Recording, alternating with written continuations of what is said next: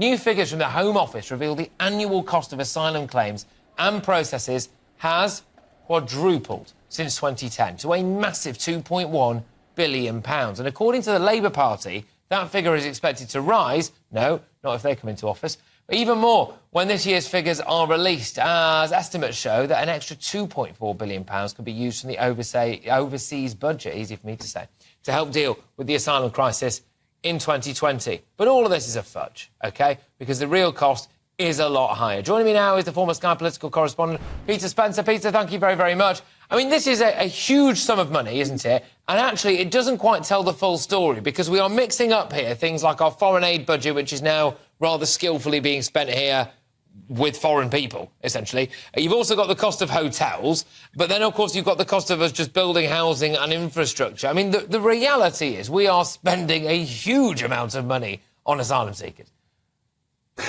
That is absolutely true. But behind that is the reality of what in God's name is the Home Office up to. Yeah. They have a backlog now which gets bigger and bigger. It would appear that with something like 17,000 people crossing in small boats, they're managing to process each year about 60 of them. Now, on that basis, I never quite trust my mathematics, but I reckon it would take them about 3,000 years to sort it out. Now, how hard would it be? I mean, I kid you not. I mean, how hard would it be for Suella Braverman, the Home Secretary, to hire quite a few extra people to sort this backlog? I mean, as it is, they've seen the figures inexorably rising, and they've done, it will appear, absolutely nothing about it.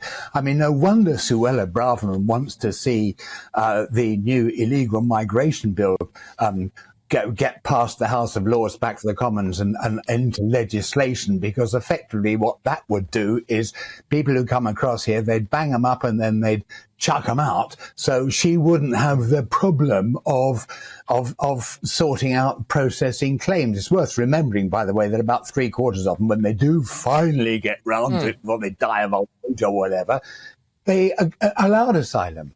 Yeah, well, I'm not surprised, though, because clearly, if you've got this massive backlog and they are doing absolutely nothing about it, I wouldn't mind as well, but a lot of the people that you do see who seem to end up in the schools in this country who've got full beards and they look about 40, so I question whether or not some people are actually doing anything about this.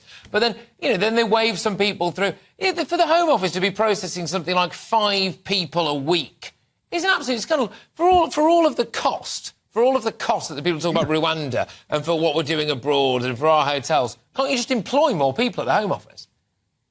I mean, you would think it's an absolute total no-brainer, wouldn't you? I mean, as it is, as we speak, there is the Prime Minister out in a European gathering trying to sort out with various countries to sort of stop the problem at source by preventing the people smugglers from getting hold of little dinghies or whatever. But that does rather come across as trying to whack a few molehills and ignoring the mountain, which is sitting round the cabinet table, that is to say, Suella Braverman.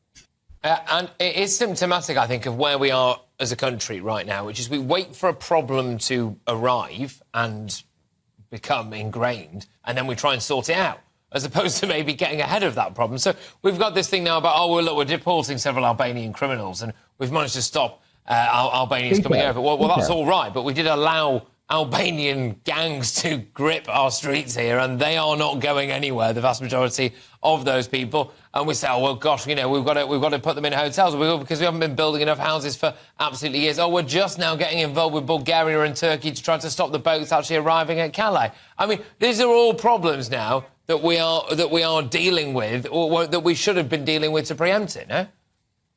Of course it is. Because we get these figures that we're talking about at this moment. The reason why we're talking about this moment is because Parliament's in recess, and so it's giving the Labour Party a chance to big them up. But these figures, it's been known for a long, long time that there is a monumental problem building up here.